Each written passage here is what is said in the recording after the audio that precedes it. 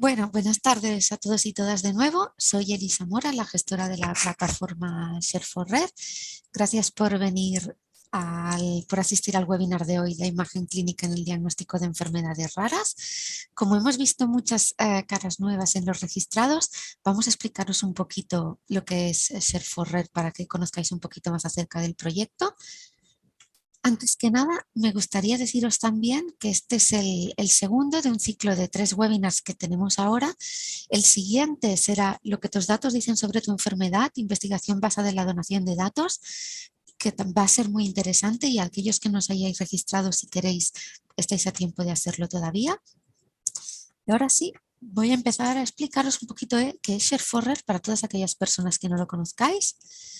Share4Rare nace de un proyecto que tuvo financiación europea y es una plataforma de ciencia ciudadana en enfermedades raras. Para acceder hay que registrarse y una vez todas aquellas personas con interés os habéis registrado, ganáis acceso a esta comunidad que es exclusivamente para pacientes y sus cuidadores porque fue co-creada por pacientes y se decidió de esta forma. Está moderada por el equipo gestor de la plataforma y en una de las secciones, en la parte pública, tenemos este foro de preguntas y respuestas que alberga la comunidad. Tiene traducción multidioma de forma de que cualquier persona puede hacer una pregunta en cualquier idioma y hay una traducción automática, es decir, que el lenguaje ya no supone un error, una barrera, y además Share4Rare cuenta con una tecnología única basada en algoritmos de inteligencia artificial que lo que hace es que durante este registro que es necesario para entrar se pide una cierta información. Entonces se recopila toda esta información y se realizan cálculos de forma que este algoritmo lo que hace es que calcula y considera cuál es la información más relevante. Por tanto, siempre os mostrará las preguntas y respuestas de la comunidad que son más relevantes para vuestro perfil. Del mismo modo, esta tecnología sirve para poder conectar pacientes con una condición similar. Y en vuestro perfil, en vuestro Share4Rare, encontraréis este mapa privado, que es el mapa Personas como yo. ¿Qué es este mapa? Pues no es más que un mapa de conexión entre usuarios relacionados según la similitud en el diagnóstico, si es que lo hay, porque tenemos una gran comunidad de personas en Share4Rare, un 30% que no tiene diagnóstico, los síntomas que aportéis y el país, mostrando así un listado de usuarios más relevantes según este porcentaje de similitud e incluye también un listado de organizaciones de pacientes de referencia para poner en contacto a aquellas personas que no lo estéis con una organización de pacientes. ¿Y qué hacemos en Share4Rare? Pues básicamente es una herramienta segura para realizar proyectos de investigación basados en la perspectiva del paciente, proyectos de investigación colaborativa. Ahora mismo estamos realizando un estudio pionero que es para ver el efecto de la vacunación contra la COVID en personas con enfermedades minoritarias. Queremos aprovechar este momento para invitaros a todos a participar. Este estudio pregunta básicamente cuál es la enfermedad minoritaria con la que está diagnosticada la persona paciente, si se ha pasado la COVID o no, información acerca de las vacunas y si se han experimentado síntomas en alguna infección, que nos los reportéis, así como si han existido dificultades en el acceso a la vacunación en algún momento. Este es el portal porque para registraros, si no lo habéis podido hacer todavía, en él se explica tanto la motivación como los objetivos como los métodos y siempre encontraréis, una vez accedáis a la comunidad, este banner con el acceso directo. Si no, siempre lo tendréis en el menú principal. En mis estudios podréis acceder al estudio Responder. Y ahora sí, os dejo con Begoña Nafría, que es la coordinadora del proyecto, que va a pasar a presentar al ponente de hoy, al doctor Josep Monuera. Muy buenas tardes a todos. Muchas gracias, Elisa, por explicar, ¿no?, qué es Share4Rare y sobre todo también, ¿no?, por enfatizar la cercanía y la proximidad que en todas las iniciativas que llevamos a cabo en la plataforma tenemos con los pacientes y las familias, ¿no? Y dentro de esa línea de trabajo que es empoderar, formar y acompañar a las familias es en la que se incluye este ciclo de webinars. Yo, sin más preámbulo, quiero dar la palabra a Pep Munuera, pero quería hacer una breve presentación de quién es el doctor Pep Munuera, para que todos también le conozcáis. El doctor Munuera es el jefe de la sección de calidad, innovación e investigación del Servicio de Diagnóstico por la Imagen del Hospital de Sant Joan de Déu. Pero más allá, ¿no?, de todo lo que podamos leer en su currículum, porque además es doctor en medicina y miembro, ¿no?, de la Sociedad Europea de Neuroradiología, sí que quería destacar, ¿no?, que el doctor Munuera es una persona muy cercana al paciente y con una visión muy estratégica y de futuro y de innovación, que esto al final, ¿no?, es lo que abre las puertas para poder hacer investigación y conocer mejor sobre todo las enfermedades minoritarias que afectan a la población pediátrica, que es mayoritariamente el grupo de patologías con las que trabajamos. Dicho esto, ya sabéis, ¿no?, que una herramienta para hacer investigación son los datos clínicos y que en Share4Rare los podemos obtener gracias a vuestra ayuda y colaboración, y no solo de pacientes o familias de Sant Joan de Déu. La investigación no debería de tener fronteras ni límites, y en enfermedades raras, pues cuanto más amplia y más multipaís, mucho mejor. Pero más allá de los datos, también hay una fuente de información que es muy importante para el diagnóstico y para también la investigación, que es la imagen clínica. Y de esto va el webinar de esta tarde, explicaros qué tipos de imágenes clínicas manejamos para diagnóstico, pero que también tienen esa doble función de aportar valor y hacer posible la investigación. Yo, sin más preámbulo, doy la palabra al doctor Munuera. Deseo que disfrutéis y, sobre todo, no dejéis la oportunidad al final de su presentación de hacer preguntas, porque no todos los días tenemos la oportunidad de tener una persona y un profesional como él. Muchísimas gracias a todos. Gracias, gracias Begoña, gracias Elisa. La verdad es que estoy encantado de poder estar aquí con todos vosotros. Si os parece, voy a empezar ya directamente compartiendo la pantalla para empezar la presentación. Y creo que ya la estáis viendo. La charla o el webinar lo había planteado de la siguiente forma. Vamos hasta unos 40 minutos con la presentación y luego dejaremos tiempo para las preguntas, que Elisa me ha comentado que iría recogiendo en el chat. Por tanto, si tenéis cualquier duda, por favor, apuntadla en el chat y ella lo recogerá, y al final de la presentación pues lo comentamos, ¿de acuerdo? Bien, ¿en qué va a consistir la presentación de hoy? Pues básicamente lo que pone en el título, ¿no? ¿Cuál es el papel de la imagen médica en el diagnóstico de las enfermedades raras? Y básicamente vamos a centrarnos en dos grandes aspectos, o me gustaría compartir con todos vosotros dos grandes aspectos. Primero, ¿qué es la imagen médica? Y el segundo, que ya pasaremos más adelante, pues cuál es el valor más actualizado de la cuantificación y el valor de la inteligencia artificial a día de hoy.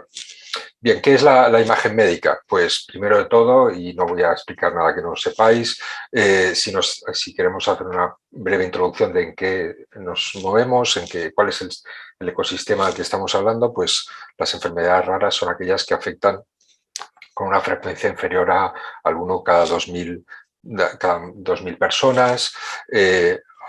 Hay descritas aproximadamente unos 8.000 tipos de ellas, y solamente en Europa hay 30 millones de personas que padecen una enfermedad rara, ¿no?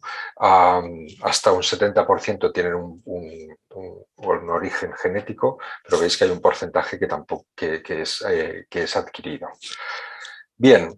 ¿Y qué es la imagen médica? Pues empezaremos por la mayoritaria, sobre todo también porque es la que tengo más experiencia al ser radiólogo, ¿no? ¿Qué es la radiología? Pues bien, la radiología es aquella rama, especialidad de una especialidad médica que básicamente se basa en el usar técnicas de adquisición de la imagen, de obtención de imagen, ya sea ecografía, TAC, resonancia, para interpretarla y, en base a lo que aprendemos en cuanto a anatomía y fisiología, interpretar esas imágenes para dar un diagnóstico.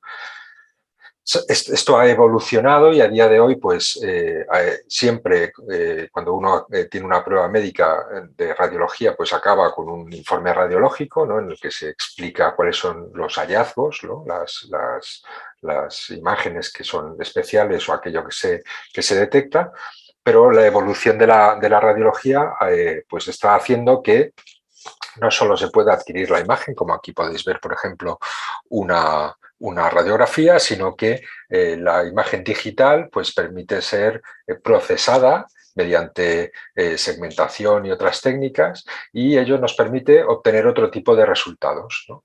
Cuando a día de hoy se habla de la imagen 3D o de la impresión 3D, toda ella parte, la gran mayoría, de la imagen radiológica, o todos estos algoritmos que se han detectado o que se están usando, por ejemplo, durante el año 20 empezaron a usarse para ayudar al diagnóstico, para identificar aquellas radiografías en pacientes con afectos con COVID, pues también parten de esta imagen radiológica. Por lo tanto, vemos que hay una necesidad inicial, que es un paciente que tiene una necesidad clínica de estudio, y la radiología pues lo que hace es que da diferentes tipos de respuesta en función de las modalidades. Si bien a día de hoy, además, esta radiología ha evolucionado mucho. Pensad que es una especialidad que empezó a principios del año 1900, simplemente con la radiología simple, que es la que se describió inicialmente, pero a día de hoy pues, la resonancia magnética permite tener imágenes de este tipo, ¿no? Imágenes de cuerpo entero en los que nosotros aquí, sin poner contraste, sin poner ninguna sustancia, somos capaces, por ejemplo, de ver todos los vasos sanguíneos de los pacientes. O, por ejemplo, en los pacientes que tienen tumores, en este caso un tumor óseo, pues somos capaces de hacer diferentes tipos de imágenes con resonancia magnética para caracterizar, para entender mejor qué está pasando con la fisiología de este tumor, ¿no? Y como podéis, de forma bastante intuitiva, ¿no? en esta imagen, pues ver que es un tumor que tiene mucha actividad, ¿no? El color rojo, el contraste, esta captación, esta forma, ya sin tener mucha necesidad de conocimiento fisiológico, ya te ayuda a entender que aquí es un tumor agresivo, ¿no? Otra de las técnicas que está evolucionando muchísimo es la ecografía. La ecografía, una de las ventajas que tiene es que se puede hacer a pie de cama y además te aporta mucha información, como por ejemplo a día de hoy también de los tejidos. En este caso, lo que se llama elastografía es una técnica que lo que hace es que te habla de la dureza de esos tejidos. Y hoy, por ejemplo, sabemos que esta elastografía pues puede ser un dato más añadido a la hora de saber si un tumor, por ejemplo, de tiroides o una lesión en la mama, pues son más benignas o menos benignas, gracias a algo tan, entre comillas, simple como hacer una ecografía con elastografía. O finalmente técnicas mucho más avanzadas como pueden ser las de cardiología, para entender cuál es la fisiología pues, del músculo del miocardio en los pacientes que tienen un infarto, ¿no? Bien, esto es toda un gran abanico de las posibilidades radiológicas. Sin embargo, la imagen médica, cuando hablamos de imagen médica, no solo nos centramos en la radiología. Yo creo que este esquema central es muy interesante porque, si os fijáis aquí, lo que representa son las ondas. De lo que está hablando es de las ondas. El espectro visible, la luz, se quedaría aquí pequeñito. Y hay técnicas de imagen que usan este espectro visible de las ondas, ¿no? Como por ejemplo podría ser el microscopio de luz o la fotografía. Y eso es a día de hoy otra técnica de imagen médica y os daré más detalles. Fijaros, por ejemplo, que la resonancia magnética y la ecografía usan ultrasonidos y y ondas de radio para la radiofrecuencia que se usa en resonancia magnética. Por tanto, estamos en este espectro. Si nos vamos a espectros más potentes de la radiación, pues lo que vemos es lo que se usa pues, para hacer los TACs, las tomografías computadas o la radiografía normal y corriente, o incluso el PET, el SPET y todas las técnicas de medicina nuclear. Por lo tanto, fijaros que para la gran mayoría de técnicas de imagen lo que estamos hablando es que hay una variedad, una pléyade de técnicas que usan lo que son las ondas de radiación con diferentes potencias. Estos son ejemplos visuales para que veáis que vamos más allá, ¿no? Ejemplos de la ecografía y cuál es el nivel y el grado de precisión de la ecografía hoy en día. Estos son ecografías fetales y donde se puede ver perfectamente la vasculatura cerebral o abdominal o esta representación tridimensional del feto. Esto es un ejemplo de cómo se vería un PET con una tomografía por emisión de positrones. Lo que os he comentado, ¿no? Estas son imágenes ecográficas y la imagen de color nos habla de la elastografía, de la rigidez de ese tejido.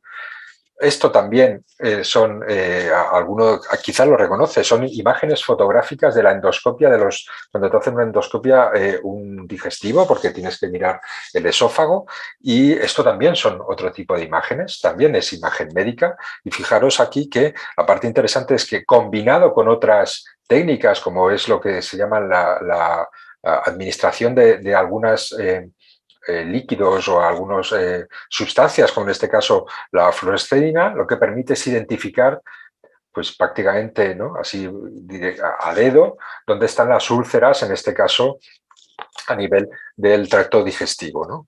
Otra de las imágenes pues es la imagen fotográfica cutánea. Fijaros, esto es la fotografía cutánea, pero esto es la fotografía por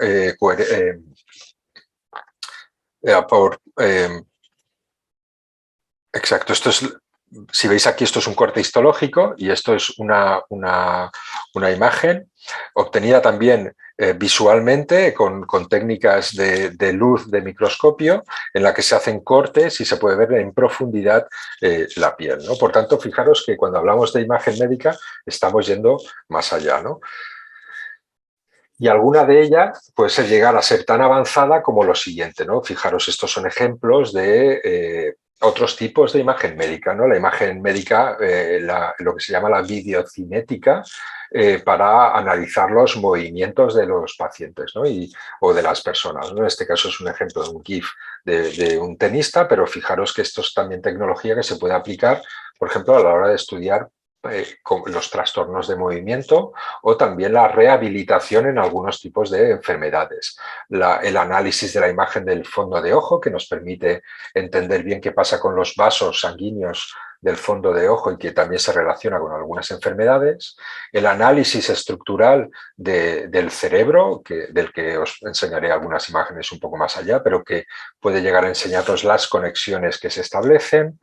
La imagen tridimensional de la microscopía, y fijaros, esto es, por ejemplo, una imagen que además de ser estéticamente muy bonita, nos da mucha información, por ejemplo, de cuáles son los grupos de núcleos celulares y cómo se condensan entre sí, o esta última imagen fotográfica en la que es una aplicación en la que se identifican diferentes nebus en un paciente y se marcan en cuadrado aquellos que parece que tengan un mayor riesgo de malignizar, ¿no? Estas son las técnicas que al día de hoy son muy interesantes de la fotografía de superficie, la fotografía cutánea, asociada a los algoritmos de inteligencia artificial para caracterizar bien esas lesiones, ¿no? Para ayudar a caracterizar esas lesiones. Os hablaré de todo ello durante la charla. Bien, cuando hablamos entonces de qué podemos hacer con la imagen médica, pues fijaros, aunque me centre en la imagen radiológica, en la gran mayoría de imágenes médicas nosotros lo que podemos hacer es identificar hallazgos, lo que se llaman patognomónicos. ¿Qué quiere decir? Que en cuanto ves este tipo de imagen, se asocia indiscutiblemente o muy rápidamente a un tipo de enfermedad. Otra es identificar patrones, pues ver, por ejemplo, cuál es el tejido que está afecto o cuál es el tipo de lesión, ¿no? Pues es edema o es sangrado. Otra de las cosas que se puede hacer en la imagen médica es analizar biomarcadores. ¿Y qué es un biomarcador? Pues un biomarcador es un hallazgo muy específico, pero también muy objetivo, por tanto es medible. Y la ventaja que te da es que tú puedes asociarlo directamente a la evolución o a un diagnóstico. Y por tanto, la ventaja es que si nosotros usamos un biomarcador en una enfermedad, este biomarcador lo puedo usar en mi hospital, en el hospital de al lado, y la comunicación entre diferentes profesionales se mejora mucho porque este biomarcador es estándar. Es un idioma estándar que se utiliza entre diferentes profesionales. Podemos cuantificar, medir qué pasa con algunas de las lesiones y podemos ver qué pasa a lo largo del tiempo. Eso es básicamente lo que uno puede hacer cuando analiza la imagen médica. Fijaros que no es baladí, no es poco. Vamos a entrar un poco en algunos ejemplos para que entendáis de qué os hablo. Estos son son imágenes de un paciente que real, que teníamos en la consulta, en el que este paciente tenía unos hallazgos que he marcado porque me parecen especialmente identificables, ¿no? O señalables, como es, fijaros, en esta radiografía de las manos tiene una erosión de la parte más distal ¿no?, del dedo índice en los dos lados. Fijaros, ¿veis aquí? ¿no? Esto es como se vería el hueso índice, el hueso distal, y aquí no se ve bien. En una radiografía lateral de cráneo, la silla turca tiene una forma un poco especial. Y otra de las cosas que llama la atención es que la sutura del cráneo es muy geográfica por aquí detrás. Y en estos tres signos que estamos viendo, cuando nosotros buscamos y los analizamos en lo que serían el compendio de hallazgos, pues imaginaros, si yo aquí veo pues este paciente lo que tiene es una acroosteolisis, que es la alteración del dedo índice. Tiene una batrocefalia, ¿no?, que es el hueso escamoso del occipital, está pues deforme como es este de aquí. Y finalmente tiene una forma en J de la silla turca. Pues bien, estos hallazgos nos hacen ya prácticamente hacer el diagnóstico directo de que este paciente sufría una enfermedad de Agiu-Chene, o un síndrome en este caso. Y esto es lo que hacemos cuando, la gran mayoría de veces, cuando tenemos un complejo de estudios de imagen, juntamos todos los signos, vemos cuáles son los característicos y se intenta hacer un diagnóstico. Otras veces el paciente puede tener ya su diagnóstico. En este caso es el ejemplo de un paciente afecto de una adrenoleucodistrofia, en la que vamos a ver cambios temporales, cómo va cambiando a lo largo del tiempo, y podemos, por tanto, correlacionar si está empeorando o no.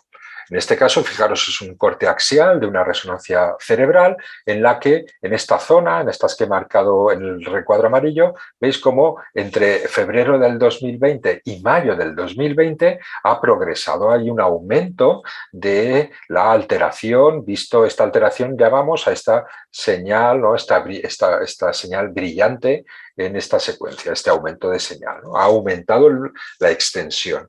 Esto lo que nos indica es que está progresando.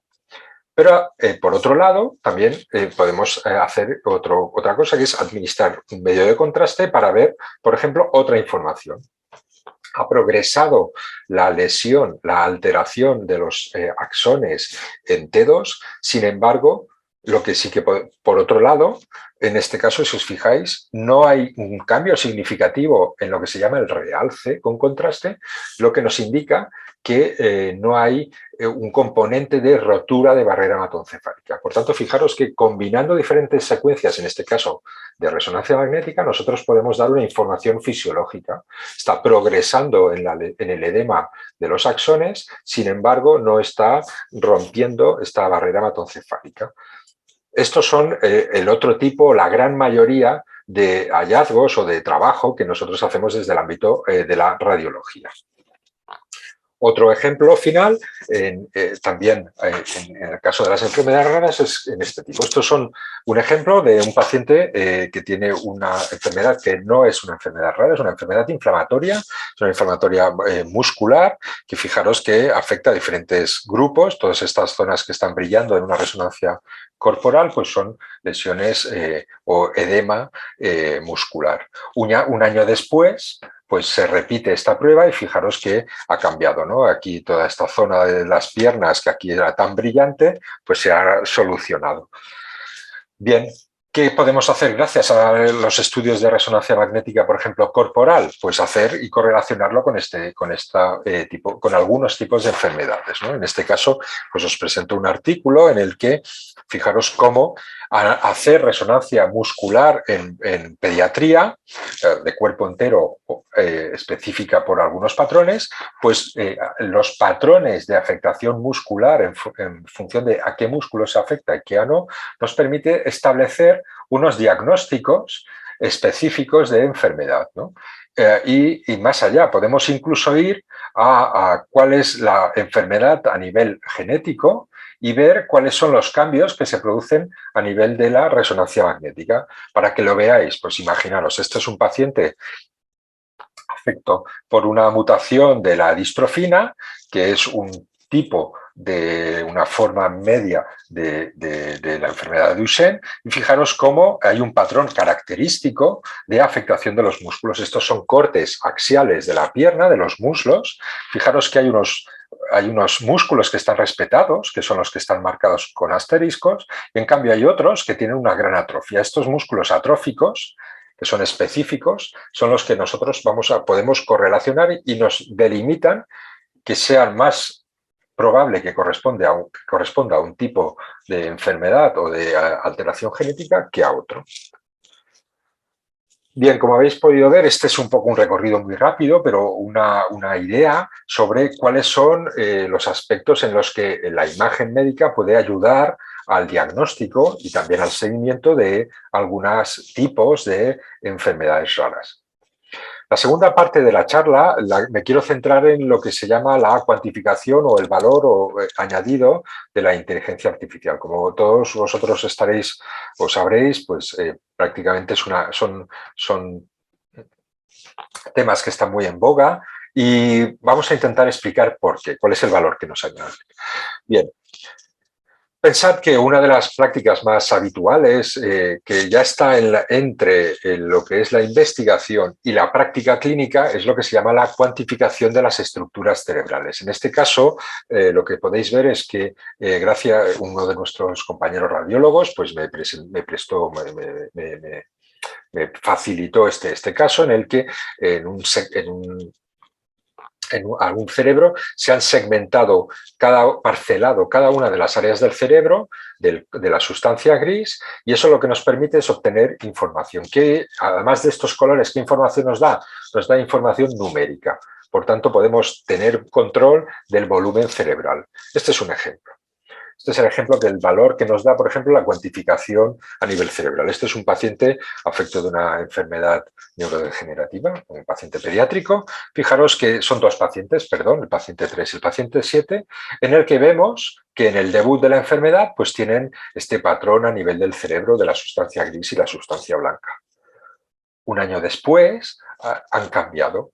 Hombre, podríamos pasarnos un rato y realmente pues nos llegaría a su rato ver que si vemos el sistema ventricular pues ha aumentado un poco de tamaño o que el grosor de los surcos es un poco más profundo, pero realmente si nosotros hacemos medidas cuantitativas como la que os acabo de enseñar, pues lo que veréis es que podemos estar viendo que existe pues entre el año 0 y el año 1 una pérdida del volumen de sustancia gris, a expensas, por ejemplo, del volumen cortical, y que, sin embargo, mantiene lo que son el volumen de sustancia gris de lo que se llaman los núcleos profundos. Por tanto, fijaros que podemos llegar a ser muy específicos a la hora de dar esta información, ¿no? Y, por tanto, también en cuanto a volumen, es decir, podemos trasladar esta información numérica a los clínicos a la hora de hacer este seguimiento de los pacientes. E incluso podemos llegar a automatizarlo tanto que en algunas ocasiones pues podemos llegar a tener este tipo de informes, unos informes estructurados en los que se puede llegar a ver cuál es el volumen por cada una de estas áreas y compararlo a lo largo del tiempo o dentro de una población.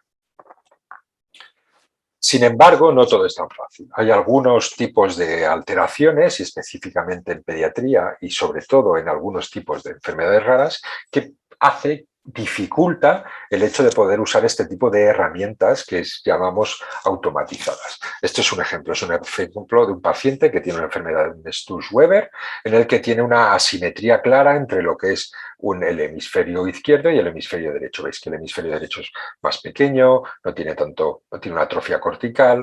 Fijaros qué pasa cuando uno hace una segmentación. Pues realmente el algoritmo, la ayuda que nosotros podemos tener es muy errática. De hecho, era imposible prácticamente segmentar bien todo lo que era la estructura del lóbulo frontal en este sujeto. Eso es una de las limitaciones que podemos llegar a tener todavía a día de hoy en imagen médica a nivel automático. Bien, ¿y la inteligencia artificial nos ayuda? Pues fijaros, de todas formas, dicho lo que os he enseñado, además de la cuantificación, la inteligencia nos puede ayudar por sí. Pues fijaros, este es un artículo que he encontrado que es muy interesante, que es una revisión del año 2020, que es el uso de la inteligencia artificial en las enfermedades raras.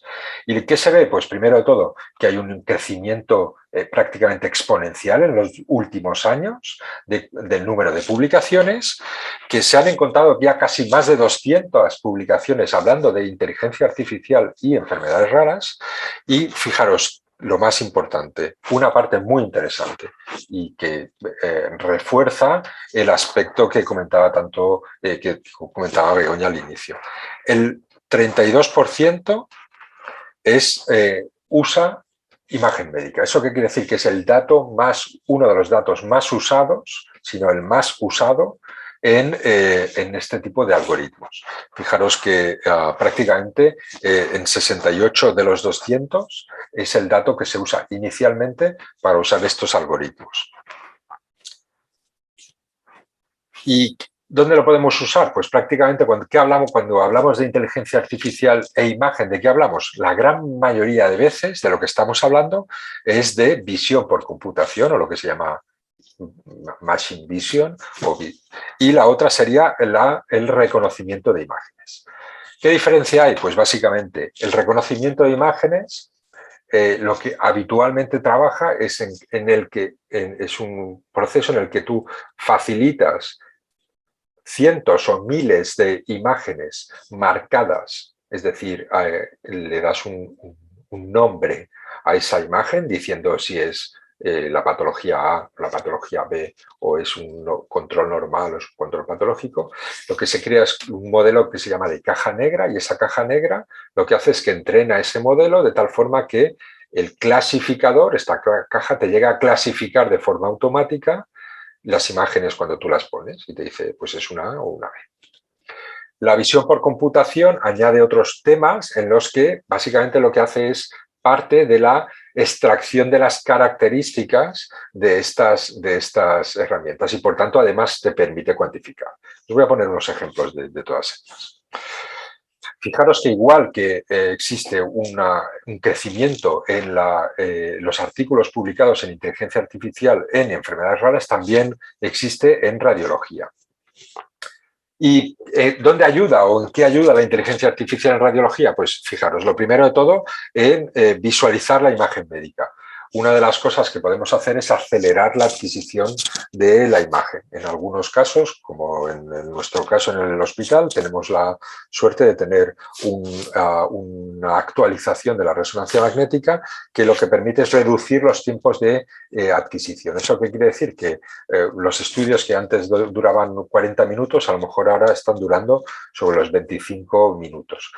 Por tanto, ¿y eso cómo se hace? Pues gracias a un tipo especial de algoritmos de inteligencia artificial. Otra de las características que podemos hacer es extraer datos. Esto es un ejemplo de automatización de cómo extraer datos de un paciente con una malformación arteriovenosa cerebral y cómo podemos caracterizar estos vasos. Otra de ellas es, bueno, o sea, además de ello, vamos a ver qué datos numéricos existen, ¿no? Cómo trabajamos todos estos datos que en realidad son visuales, los transformamos en datos numéricos. Y finalmente, cómo estos datos numéricos se vuelven a presentar de una forma entendible, porque aquí, como os podéis dar cuenta, pues es prácticamente imposible entender nada de lo que se está viendo, y cómo traducimos otra vez estos datos en otro tipo de imágenes que también sean fáciles de entender. Por tanto, fijaros que estamos entrando en el mundo de lo que llamaríamos la interpretación al mundo del análisis. Si os dais cuenta, esto es lo que nosotros hemos hecho antes, ¿no? Que es interpretar una imagen. Vemos una bola que podría ser una cabeza, dos líneas rectas que podrían ser los brazos y otras dos líneas que podrían ser las piernas. Por tanto, interpretamos que es una figura de un hombre o una mujer que está andando. Esto es el modelo cualitativo clásico. Pero sabemos, por otra parte, que podemos analizar los datos que hay, ¿no? Entonces aquí podríamos saber que existe pues, un número de píxeles que tienen una señal por encima de 50 muy elevada, que además tenemos pues esta área bajo la curva de píxeles que están en blanco. Todos estos datos numéricos también nos sirven para tomar decisiones. Y eso que os he enseñado en imágenes con un hombre, con un ejemplo, es lo que se hace, o una de las líneas de estudio de la radiología, que es lo que se llama la radiómica. ¿En qué consiste la radiómica? Pues fijaros, esto es un TAC de tórax en un paciente con una lesión a nivel del pulmón derecho. Bien, la segmentación de esta lesión lo que nos permite ver es que dentro de él hay como unas áreas diferentes que tienen diferentes comportamientos. entender cómo se comportan estas estructuras y combinarlo, por ejemplo, con datos de genética o con datos de evolución clínica o de respuesta al tratamiento, nos permite crear modelos estadísticos de respuesta al tratamiento. Y esto es lo que se llaman las ómicas. ¿Esto existe en enfermedades raras? Bien, pues en enfermedades raras se están empezando a generar este tipo de modelos, ¿no? En el que se combina, por ejemplo, en el que varios investigadores de nuestro hospital participaron, en el que se combinaban los hallazgos de imagen, los patrones de hallazgo de imagen de pacientes con trastornos de la sustancia blanca a nivel del cerebro, con datos genéticos y datos de laboratorio. ¿Y qué se creaban? Se creaban este tipo de grandes esquemas en los que se crean grupos de relación entre los hallazgos genéticos, las proteínas o los hallazgos de laboratorio que secundariamente se relacionaban con estos genes y además con un espacio o con unos tipos de presentación en la imagen un poco diferente de la otra. Y eso es lo que nos lleva a crear estos modelos que se llaman multiómicos o combinables de datos, ¿no? En los que se entiende el por qué se tienen unos hallazgos en imagen que se correlacionan, incluso se llegan a correlacionar con unos grupos de trastornos genéticos. Este es otro de los ejemplos para que lo veáis, ¿no? Entonces, esto es un ejemplo recientemente publicado también en el que lo que se analizaron son patrones de comportamiento de la alteración de la sustancia, perdón, de lo que serían los ganglios de la base, de la sustancia, de la parte más profunda del cerebro. Se analizaban estos grupos y se vio que se creaban como 4 patrones diferentes. Lo más interesante es que estos 4 patrones se asociaban también a trastornos o a enfermedades, además e incluso a algunos trastornos genéticos. ¿Y cuál fue el resultado final? Pues crear un algoritmo, una herramienta de decisión en la que tú vas añadiendo los datos y ella te va orientando hacia cuál es el tipo de enfermedad más posible, ¿no? En este caso, fijaros, este algoritmo básicamente lo que te iba preguntando es, ¿tiene una alteración de los ganglios en esta secuencia? Sí. ¿Y afecta también a esta otra? No, pues entonces probablemente estás en la sección que se mezclan todos los patrones. Es decir, fijaros que este tipo de herramientas son muy útiles a la hora de clasificar a los pacientes. Quiero dar un salto bastante grande, pero en la misma línea de cómo la inteligencia artificial y la cuantificación nos está ayudando, es fijaros que cuando hemos hablado de imagen médica, una de las que no he puesto, pero que también es muy importante, es la imagen fotográfica, la imagen facial. Hay otros tipos, ¿no? Como esta. Este es un estudio muy interesante que ya se inició hace unos años, pero que ha abierto una línea y es la creación de estos tipos de patrones en los que se extrae de la fotografía unas medidas que se crean estándar, que fijaros que la parte más interesante es que estas medidas estándar, por tanto, lo que analizan los algoritmos no es la fotografía de una persona, sino estos datos numéricos de distancias, lo que hace es que se relaciona con la posibilidad de hacer un clasificador de algunos de los síndromes o de las enfermedades raras, ¿no? Esto es lo que se llamó el análisis de las imágenes faciales y que posteriormente evolucionó a una aplicación que es la que se conoce como Deep Gestalt. ¿Qué hace esta aplicación? Pues fijaros, básicamente lo que hace es que una imagen fotográfica la transforma, se queda con unas estructuras, ¿no? En este caso, fijaros que son la parte de los ojos y las cejas, en este caso la parte de la nariz y finalmente hasta la boca. Y lo que va haciendo es que esto es el ejemplo real de cómo ve un ordenador. Se va quedando con lo que se llaman unas features, unas características, pero que son incomprensibles para el ojo humano, pero que el ordenador entiende. Y lo que acaba haciendo al final es que permite dar una probabilidad de que esta fotografía con estas distancias tenga más probabilidad de corresponder a un síndrome genético que a otro. Este programa fue también incluido en otro superior que se llama Face2Gene. Face2Gene tiene una parte muy interesante, que es la que os he remarcado en rojo, y es que fijaros que, ¿qué están haciendo ellos a día de hoy? Pues están añadiendo la imagen facial a través de Deep Gestalt, están haciendo otros hallazgos y las imágenes, y los datos clínicos. Pero además, ¿en qué están pensando ahora mismo? Pues fijaros, en resonancia magnética, en añadir también radiografías, en añadir fondo de ojo, en añadir vídeo y otros signos vitales. Por tanto, fijaros que una vez más reforzamos la idea de que toda la imagen médica combinada puede ayudar a facilitar el diagnóstico de estas enfermedades minoritarias.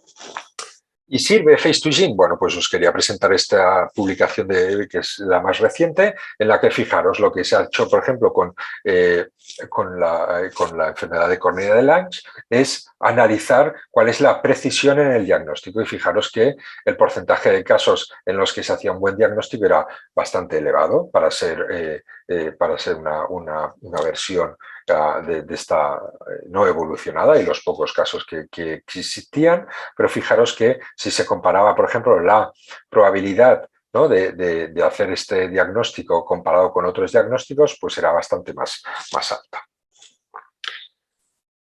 Bien, ¿y hacia dónde vamos entonces? Pues nosotros a lo que vamos es ¿y qué buscamos? ¿Por qué nos relacionamos con Share4Res? Porque nuestra idea es que Share4Res, combinado con lo que nosotros llamamos las plataformas de imagen médica, puedan mejorar y ayudar a identificar y a analizar mejor y a conocer mejor las enfermedades raras. Os quería presentar simplemente la experiencia en la que nos encontramos a día de hoy en el hospital, en la que, además del Departamento de Radiología, tenemos la suerte de contar con el Centro de Imagen Computacional, que es un área creada gracias a un fondo FEDER.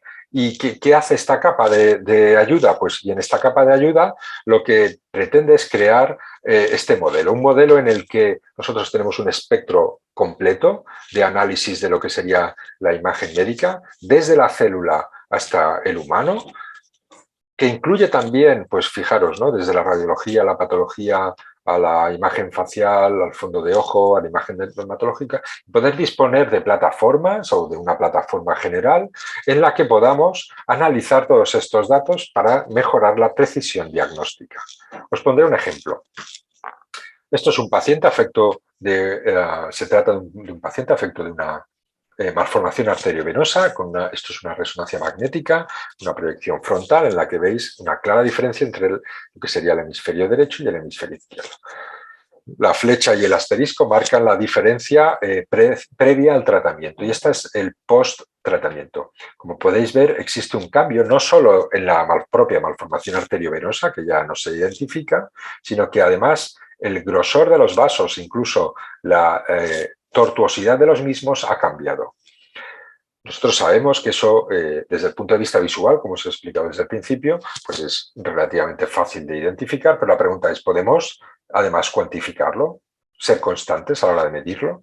Para ello creamos este proyecto en el que también tenemos es un proyecto del Ministerio de Salud, Carlos III, es un FIS, en el que creamos una base de datos de pacientes con afectos de malformaciones vasculares cerebrales, en el que hacemos estudios multiparamétricos de resonancia magnética, y estos son diferentes ejemplos de cómo se verían los hallazgos de un polígono de Willis en una persona sin síntomas o en un paciente afecto de una enfermedad de moya-moya, en la que claramente hay una alteración de la circulación anterior, como podéis ver es claramente asimétrico. Y bien, ¿hacia dónde vamos? Pues hacia estos modelos. Os presento otra vez al Sticky Man y la idea es, bueno, pues queremos pasar de un modelo en el que interpretamos la imagen vascular a la que se cuantifica esta imagen vascular. ¿Y qué nos permite esta imagen vascular cuantificada? Pues bien, que cuando tenemos mapas de estos tan complejos a nivel de análisis, podemos transformarlo en este tipo de mapas, en mapas estáticos que nos dan información numérica de qué está pasando a nivel de cuántos vasos se ven, cómo de tortuosos son, e incluso transformarlo en otros tipos de mapas. Fijaros, esto es un paciente antes y después del tratamiento, en el que nosotros vemos una distribución del flujo vascular que después del tratamiento cambia significativamente, mejora. el flujo cerebral pues está pasando, ¿no?, a nivel numérico pues de más de 600 milisegundos a poco más de 400, por tanto está acelerando, está mejorando. Estos son los tipos de datos con los que estamos intentando trabajar hoy en día en el computacional y que esperamos linkar muy pronto o lo antes posible con la plataforma Share4Res. Bien, pues quería acabar con dos reflexiones, ¿no? La primera es que espero haberos podido transmitir la importancia de la imagen médica a día de hoy para el diagnóstico, para el seguimiento y también sobre todo, y muy importante, para conocer la respuesta al tratamiento de las enfermedades, y en especial de las enfermedades raras o minoritarias. Por otro lado, quiero enfatizar que a día de hoy la cuantificación de estos datos y la ayuda de la inteligencia artificial nos hace ser más precisos, como he esperado poderos transmitiros.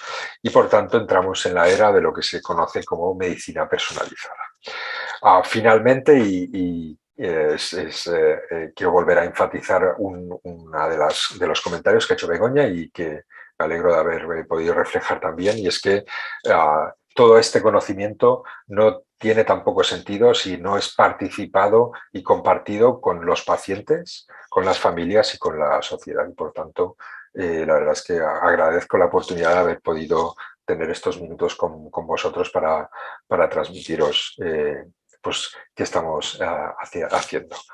Y con esto, en principio, cerraría ya la presentación. Muchísimas gracias. Antes de ello, quiero agradecer a todos los compañeros del Departamento de Diagnóstico por la Imagen y también del Centro Computacional, pues la verdad es que sin ellos no podríamos haber enseñado prácticamente ninguna de las soluciones que estamos llevando a cabo. Muchísimas gracias, ahora sí. Y ya con esto dejo de compartir. Pues antes que nada, Pep, darte las gracias infinitas porque me ha parecido súper interesante. Qué importante todo esto que estáis haciendo, y voy a pasar a leer un par de preguntitas que nos envían los compañeros de Xeroderma Pigmentoso. Una de ellas es, voy una por una, con este abanico de herramientas, ¿cómo sabe el profesional que la herramienta elegida es la adecuada para el estudio de esta enfermedad que está tratando de conocer?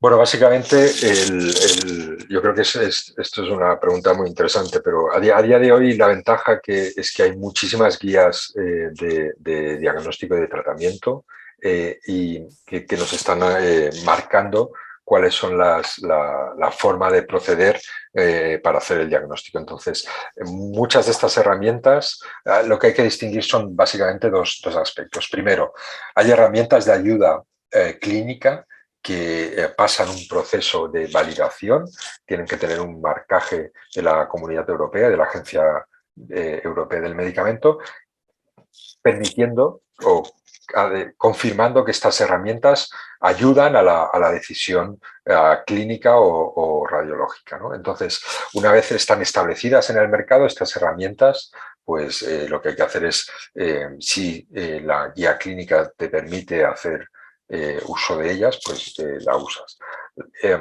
La otra parte son herramientas de investigación, es decir, hay algunas herramientas que todavía están en desarrollo y que, aunque sabemos que a nivel experimental vemos que están dando o aportando valor, todavía no se pueden llevar a la práctica clínica. En estos minutos, la verdad es que os he enseñado un poco de todo. Para eso yo creo que sobre todo no querría que os llevara a la confusión. O sea, intentaba, quizás he ido un poco al límite a la hora de explicaros cuáles son todas las posibilidades. Pero lo que está claro es que a día de hoy las guías de práctica clínica pueden usar, y sobre todo hay países en los que se están incluyendo estas herramientas. Si se incluyen en la práctica, el profesional siempre tendrá acceso. A las otras herramientas, pues básicamente son herramientas de investigación. Perfecto, gracias, Pep, porque precisamente la segunda pregunta de los compañeros de Xeroderma Pigmentoso era si estas herramientas estaban a disposición de los profesionales en todos los hospitales o si existían centros especializados en los que se utilizasen. Claro, a ver, yo creo que es un poco lo que os he intentado explicar. Por ejemplo, para el diagnóstico de algunas enfermedades, simplemente con tener un... Imaginaros que nos ponemos otra vez en la primera situación, ¿no? Tenemos un paciente que tiene pues un fenotipo un poco característico, lo visita un neurólogo pediátrico en su hospital y considera que hay que hacer un análisis de cuál es el patrón de imagen para intentar caracterizarlo, ¿no? Se realizan, por ejemplo, estas radiografías o esta resonancia y hay un radiólogo que lo analiza, ¿no? Entonces dice, mira, pues tiene los hallazgos que os he comentado y muy probablemente tiene este diagnóstico. Con esto no hace falta ninguna herramienta más. La única herramienta es básicamente el conocimiento de los dos profesionales mínimo, ¿no? Mínimo de dos profesionales, cuantos más mejor, por supuesto, para acabar de tener todo el diagnóstico lo más acurado posible y luego, por supuesto, pues ya ir hacia el estudio genético. Otro tema es que sí que es verdad que a día de hoy hay algunos centros que tenemos la suerte o por la especialización de disponer de áreas que se llaman en este caso, por ejemplo, de imagen avanzada, en el que existen profesionales de soporte o que colaboran con los expertos médicos o clínicos a la hora de extraer estas características y trabajar con ellas para transformarlas en datos y poder hacer experimentación o transformarla en otro tipo de resultados. Pero fijaros que la cosa puede ser de algo tan simple como un diagnóstico patognomónico de ver un tipo de, ¿no? Incluso una fotografía facial, que no haría falta nada más, a algo tan complejo como las imágenes que os he enseñado, ¿no? Eso depende un poco de los centros y, por supuesto, depende del grado de complejidad que tenga cada uno de los sitios donde se trata. Vale. Tenemos una mano levantada, que es María Teresa, que le he pedido que nos indicase la pregunta, pero dice que es muy largo de escribir, que si le podemos dar la oportunidad de preguntar, así que te voy a activar el audio, María Teresa. Ya deberías Ya, poder hablar ahora. Sí. buenas tardes. Vamos a ver, soy una persona adulta sin diagnóstico. Posiblemente tengo una distrofia facioscapulohumeral, una distrofia de cintura. Tengo muchos rasgos en la cara, pero siempre que hablan de hospitales para niños. ¿Me podrían indicar algún hospital de referencia para adultos donde pudieran utilizarse esas técnicas? Porque es que ya me han hecho biopsias musculares. Y ahora tengo propuestas, estoy esperando otra biopsia muscular, pero van buscando como un granito en un montón de arena. Entonces, pues si me pudieran decir un hospital de referencia, porque me han detectado que tengo alterado un gen, que es el VCP, que normalmente afecta a la enfermedad de Paget y afecta a los huesos, pero en mi caso es muscular. Entonces me hacen resonancia, me hacen pruebas y no ven dónde puede estar, no saben si esa es la enfermedad que tengo. Llevo desde los 3 años con síntomas y tengo 59. Aún no tengo diagnóstico y tengo un hijo con 27 años que posiblemente tiene la misma enfermedad porque empezó con 18 meses a tener muchos síntomas que comparte conmigo.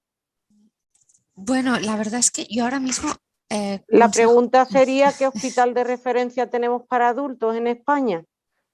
Gracias. Yo no sé, Pep, si tú sabes darle una respuesta. Yo lo único que te puedo decir, María Teresa, es que nosotros formamos parte del Hospital Sant Joan de Déu, somos un hospital principalmente pediátrico.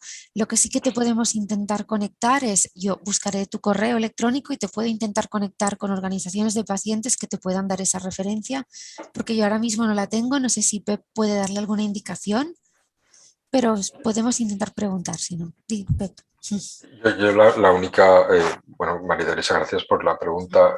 También tengo que decirle que es un poco complicada, no sé si voy a ser capaz de responderla.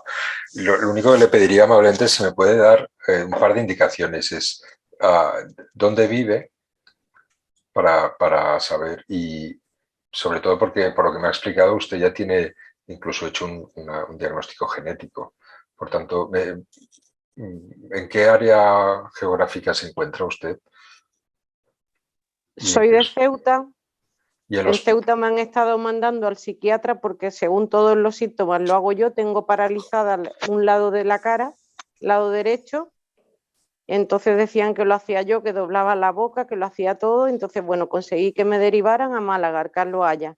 Pero es que desde que vas a consulta hasta que vas a prueba, en Málaga llevo 1 año y medio que me están viendo, pero de consulta a prueba me pasan 6, 7, 8, 10 meses. Entonces todo es muy lento y los síntomas van avanzando. Aparte tengo abolido reflejos rotuliano y aquíleo, eso, tengo afectados los 2 músculos deltoides, tengo la mano izquierda deforme, con los dedos que parecen como de goma, me hacen resonancia para comparar las piernas, la masa muscular, porque tengo la pierna izquierda más delgada que la derecha, y me dicen que no detectan nada, entonces tampoco sé si es que los aparatos que están utilizando son los adecuados, estoy viendo que hay muchos avances. Bueno, por lo que me ha comentado y sin tener mucha más información, yo lo que diría es que el Carlos Haya es un hospital de referencia sin duda a nivel del sur de España y si le han hecho ya resonancia corporal, yo los ejemplos que le he puesto es la misma, es decir, que usamos, de hecho son tipos de imagen que son muy estandarizados, por tanto cuando se hace resonancia muscular es prácticamente la misma la que se hace en un centro que en otro, por tanto sin tener una respuesta 100% sí que prácticamente creo que sería muy razonable pensar que, al menos desde el punto de vista diagnóstico, lo que han hecho en Carlos Haya es lo adecuado, ¿no? Por tanto, yo lamentablemente necesitaría pensarlo, hablarlo también con Elisa, porque así a bote pronto no se me ocurre otro centro que recomendarle. Está en un hospital Carlos Haya, es uno de los mejores hospitales de España y yo creo que ahora mismo pensar en otro necesitaría estudiarlo bien. María Teresa, lo que podemos hacer es, bueno, tenemos tu correo electrónico, evidentemente, contactaremos contigo, meditaremos una respuesta y te la haremos llegar, ¿de acuerdo? Vale, gracias. Gracias Muchas por gracias. compartir la pregunta. No sé si alguien más tiene, bueno, son justo las 6, no sé si alguien más tiene alguna pregunta. Si no, a mí sí que me gustaría hacerte una pregunta para finalizar, Pep, teniendo en cuenta porque me parece muy interesante lo que hacéis, es teniendo en cuenta la capacidad de aprendizaje que tienen los algoritmos de inteligencia artificial, ¿puede ser que en algún momento se vea, ¿cómo decirlo?, la N que necesitéis pueda llegar a ser un poco menor debido a la capacidad de aprendizaje que tienen estos algoritmos? Sí, esto es una pregunta excelente y de hecho ya está pasando. Una de las limitaciones iniciales que tenían los algoritmos de inteligencia artificial es que necesitaban volúmenes ingentes de datos, miles o millones de datos. Y una de las cosas que se vio es que había algunos casos en los que los datos son escasos. Y el ejemplo más claro son las enfermedades minoritarias. Entonces, lo que se ha hecho es que se ha evolucionado mucho precisamente en los tipos de algoritmos a la hora de necesidad de masa crítica de datos. En imagen médica, por ejemplo, una de las cosas que se ha trabajado es que tú facilitas unas cuantas imágenes y tienes un primer algoritmo que lo que hace es que te replica esas imágenes cambiando algunas pequeñas características que no son críticas, pero que va haciendo que no se puedan considerar la misma imagen. Por tanto, tú empiezas poniendo 100 imágenes y a lo mejor puedes acabar con 500 o con 1000. Y eso ya pues cambia significativamente y te mejora o te ayuda a que el siguiente algoritmo, que es el de reconocimiento de características, pues ya funcione bien, ¿no? Eso es lo que está pasando y yo creo que será uno de las líneas más importantes a trabajar. En pediatría, por supuesto, porque el número de las enfermedades pediátricas son escasas comparables con la prevalencia de algunas de los adultos, y específicamente también para las enfermedades minoritarias. Yo creo que es uno de los mejores avances que vamos a tener. Vale, muchas gracias. Y nos queda una última pregunta de Iñaki, que dice si podemos abusar de ti estos minutos que nos quedan. Lo que sea, por supuesto. Dice Iñaki que si Face2Gene, que ¿cuántas enfermedades raras es capaz de diagnosticar? La verdad es que no lo sé. Sé que son varias decenas. De hecho, si uno entra en la página, creo que está como el listado. Pero si no es el listado, hay dos. Face2Gene usa como motor de imagen la que os he enseñado antes, que es Deep Gestalt. Y Deep Gestalt sí que tiene enumerado el número de síndromes o de enfermedades. Yo creo que son bastantes. Estoy hablando de decenas, pero ahora mismo no sabía explicarte el número. De hecho, en la presentación la he cerrado, pero si la recupero, y si me permitís un segundo la reviso, pero creo que estaba como cuantificado el número de síndromes o de enfermedades que se incluían. Entonces, fijaros.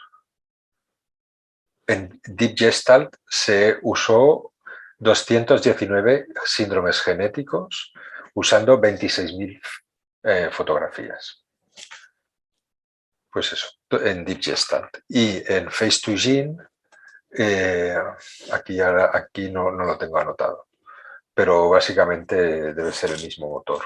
O sea que decenas de enfermedades. Muchísimas gracias, Pep.